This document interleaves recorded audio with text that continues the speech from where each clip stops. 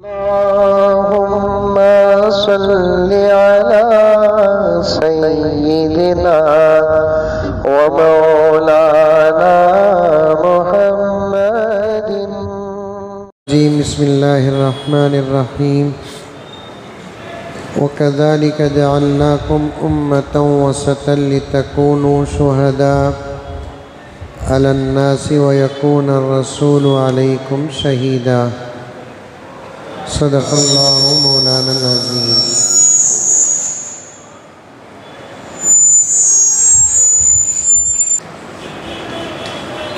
आपके सामने यक्को ख़त्म करो।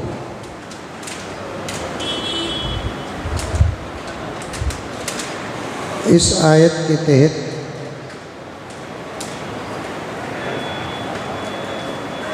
ये अर्ज़ किया, अल्लाह रब्बुल इज़्ज़त तमाम अंबिया की उम्मतों के मुकाबले इस उम्मत को उम्मत वसत बनाया। उम्मत वसत का मतलब इस उम्मत में न ज़्यादा सख्ती है और इस उम्मत में न ज़्यादा नरमी है।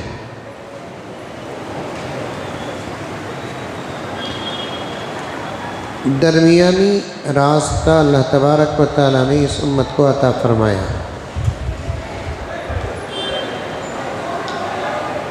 उसके अलावा और एक ख़ास सिफत इस उम्मत को हासिल है,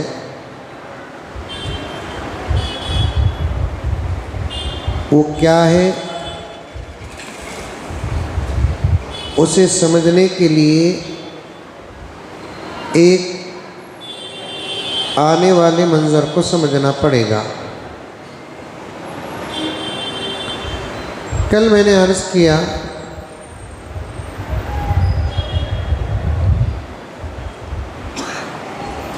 अल्लाह तबारक व तआला इस पूरी कायनात को ख़त्म कर देंगे। कोई चीज़ बाकी नहीं रहेगी, सिर्फ अल्लाह तबारक व तआला की ज़ात बाकी रहेगी।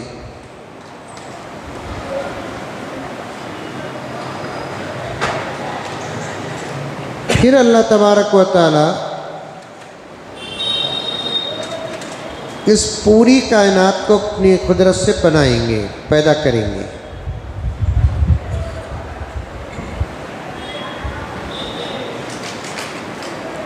सब ख़त्म हो जाएगा, रेज़ा रेज़ा, टुकड़े टुकड़े। ए बेटे, वो बच्चे को भेजो, बाद में आकर उठा दो।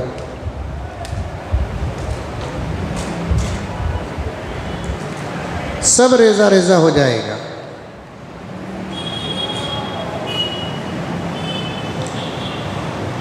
इसी के ज़िम्मन में एक बात कल आई थी, अंबिया अलैहिमुस्सलातु व तस्लीम का जिस्म ख़बर में सलामत रहेगा। सबको ख़त्म कर देंगे अल्लाह ताला, लेकिन कुछ लोगों को और कुछ चीज़ों को अल्लाह तबारक व तआला बाकी भी रखेंगे।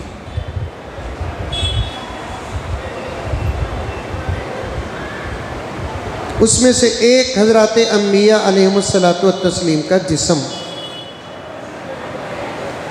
ख़बर में सलामत। दुनिया में जितने अंबिया अलैहिमुस्सलाम तशरीफ़ लाए और सबका जो इंतकाल हुआ, सबको दफन किया गया।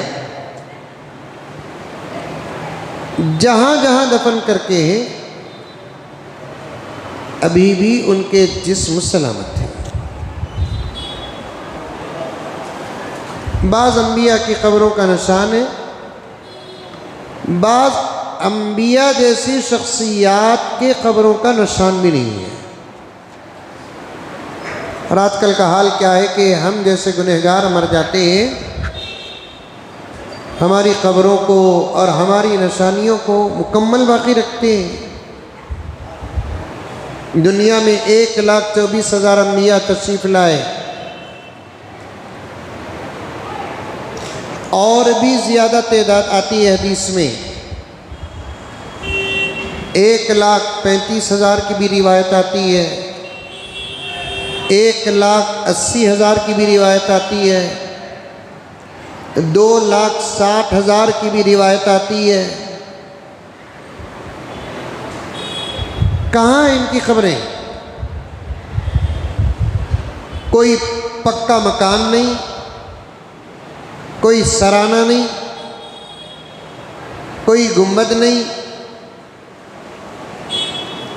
कोई निशानी तक नहीं।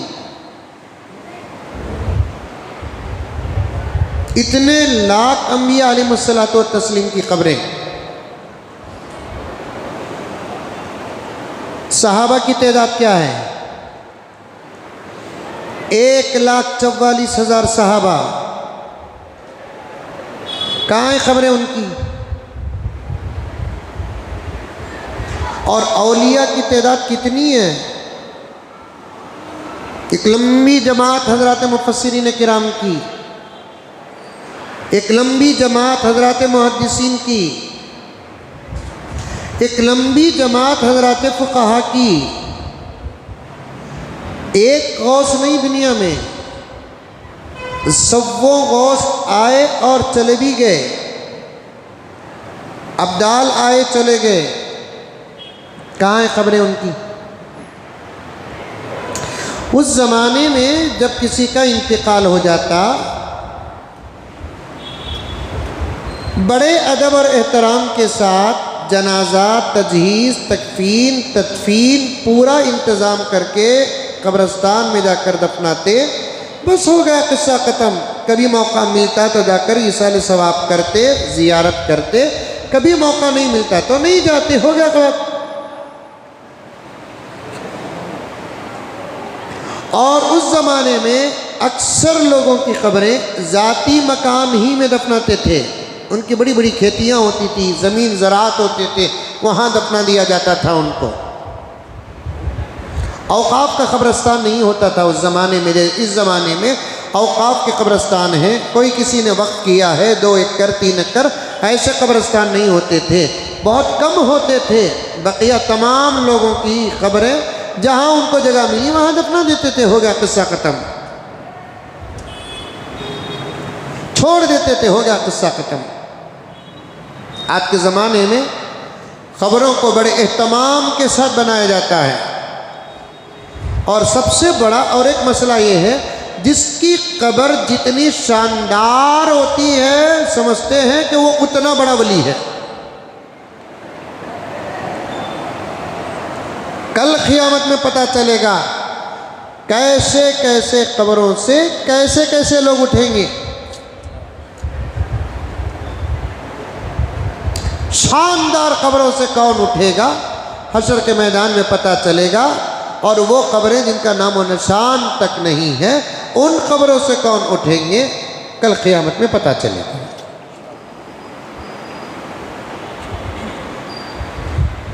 पैगम्बर सल्लल्लाहु अलैहि वसल्लम को अपनी ज़िंदगी में एक बात का खौफ था।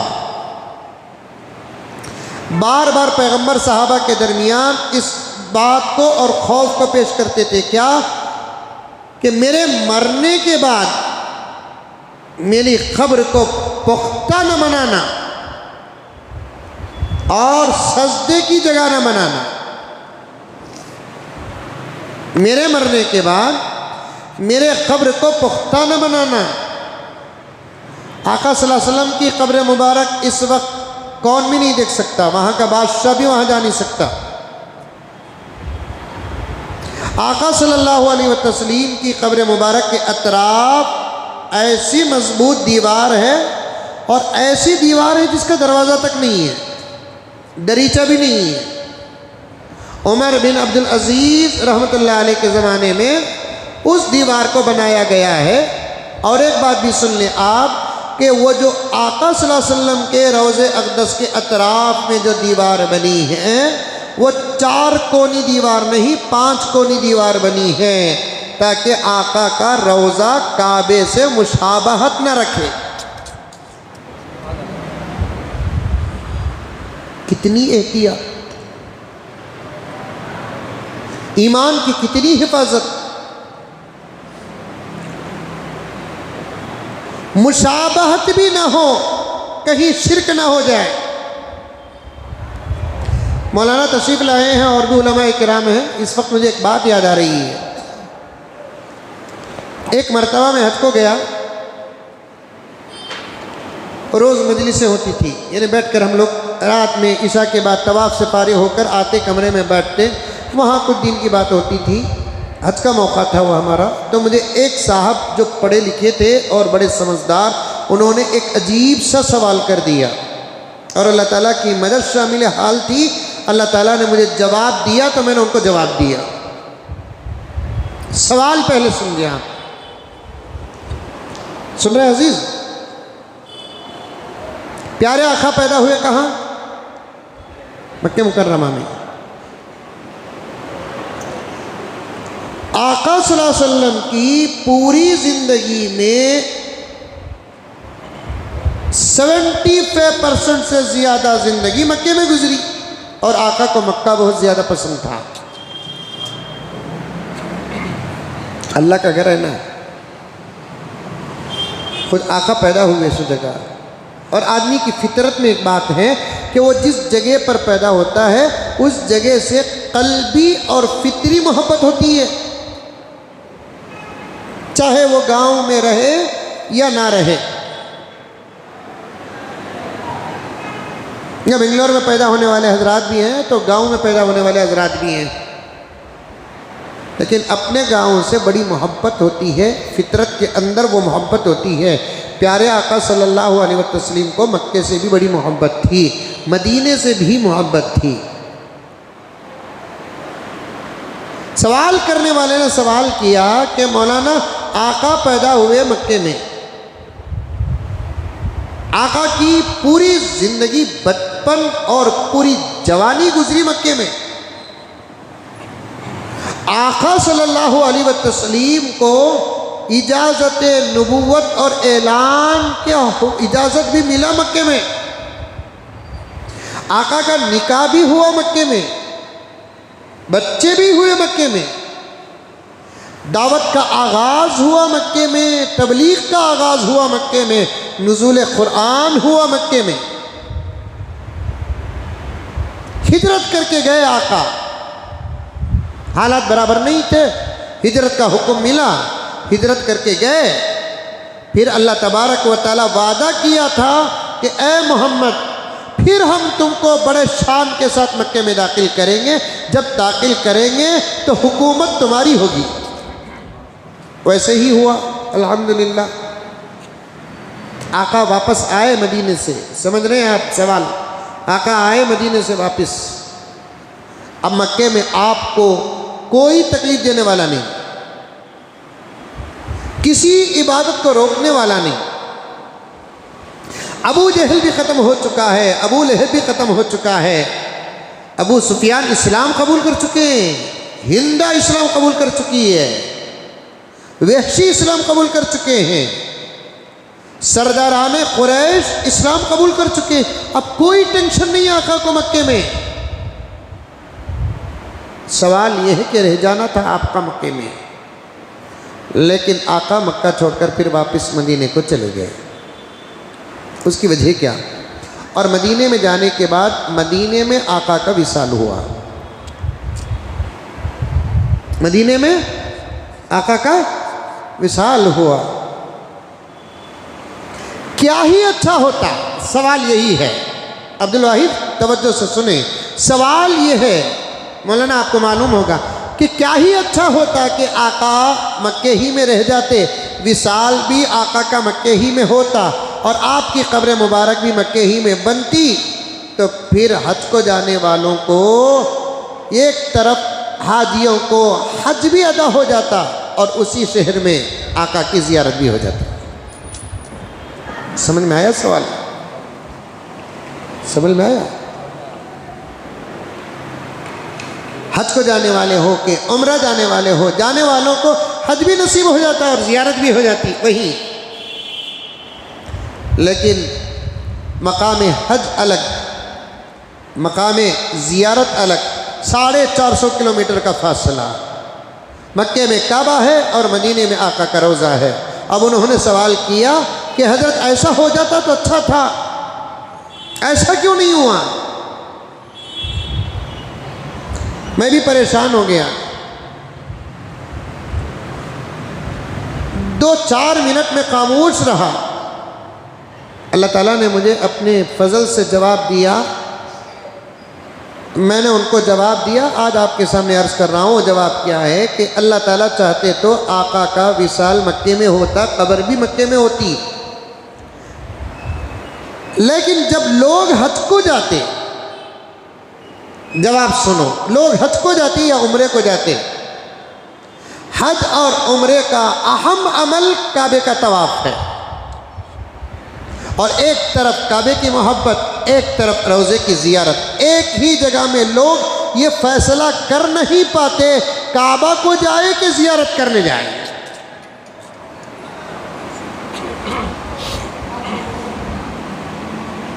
ज़ियारत को जाते तो फिर काबा छूट जाता, काबे को जाते तो फिर रोज़ा छूट जाता।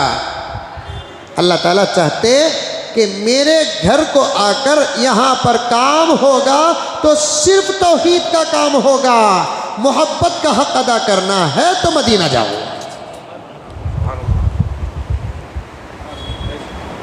वरना लोग मोहब्बत में या तो इसे कबूल करते उसे छोड़ते, या उसे कबूल करते इसे छोड़ते। ऐसा ना हो। कितना अल्लाह तबारक व तआला ये किया है कि तौहीद में कोई फ़र्क ना है, इबादत में मोहब्बत की मिलावट ना हो। सवाल भी बारीक है और जवाब भी बारीक है। समझे तो बात अच्छी है, वरना फिर मसला बड़ा हो जाएगा। जब आका सल्लल्लाहु अलैहि वसल्लम का रोज़ा, कल मैंने आपको बताया था कि दुश्मन आका के रोज़े पर भी नज़र किए और आज भी नज़र है। जब दीवार अतराफ में मजबूत बनाने की ज़रूरत पेश आई तो 4 कोने बनाना था दीवार, लेकिन 5 कोने क्यों बनाए? आका का रोज़ा काबे से मुशाबहत ना रखे।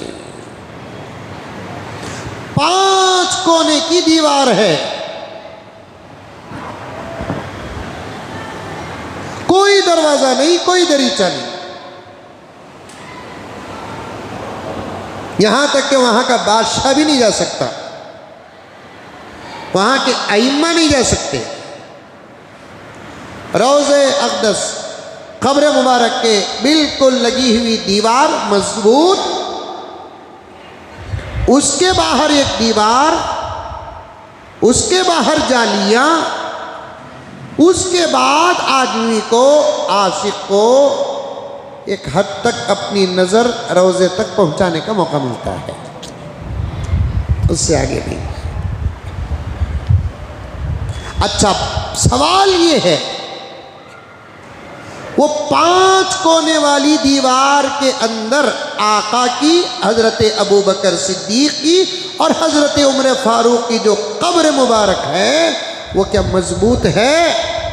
वो दीवार बनने से पहले जिन्होंने आका के कब्र को देखा, अबू बकर के कब्र को देखा और उमर के कब्र को देखा, सब ने किताबों में लिखा है मजबूत कब्र नहीं है, बल्कि कुछ ऊंचाई है, इतना ही है, मिट्टी ही है। आका की कब्र इतनी सादी, गुलामों की कब्र इतनी पुख्ती। अब यहां मसलक की बात आ जाएगी, फिरकों की बात आ जाएगी। मसलक रखे अपनी जगह पर, फिरके रखे अपनी जगह पर। शरीयत क्या है? पूरी कायनात जिसके सदक़े में बनी है, उनकी कब्र मुबारक कितनी सादी है, कोई मजबूत नहीं, ऊपर गारे और सीमेंट का कोई काम नहीं, बिल्कुल। आजकल तो कुछ फोटोज भी आ रहे हैं और जिसकी तस्दीक भी उलमाए हक ने की है। सरवर कायनात सल्लल्लाहु अलैहि वसल्लम की कब्र मुबारक। और आका को अपनी ज़िंदगी में एक बात का खौफ था और बार बार फरमाते थे कि कब्रों को पुख्ती न बनाओ और मेरी कब्र को सजदागाह न बनाओ। आए आका के रोज़े के पास, बाअदब होकर खड़े, अदबन अपने दिल और सर को झुकाए, सलाम अर्ज करे, कोई फरियाद है तो पेश करे, दुआ करे, गुजर जाए। और जितने लोग मदीने मुनव्वरा में हाज़िरी दे रहे हैं, रोज़े अक़दस के पास यही होता है।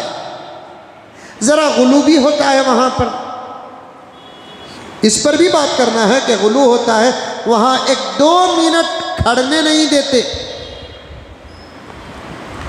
और वो लोग सख्ती इसलिए कर रहे हैं, वहाँ पर ज़रा छूट देंगे, जैसा हमारे बेंगलुरु में बोलते, अंगली दिए तो हाथ पकड़ते लोग।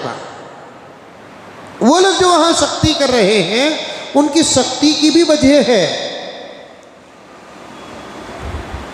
ज़रा मौका दे दे तो ये लोग 1 के 100 बना देते हैं।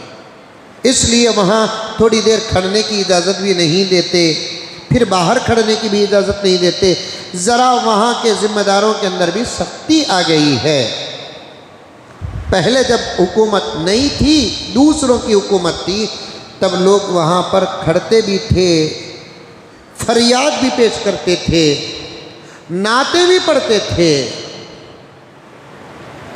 हज़रत शाह शरफुद्दीन बूसीरी वहाँ खड़े होकर नात पढ़ा।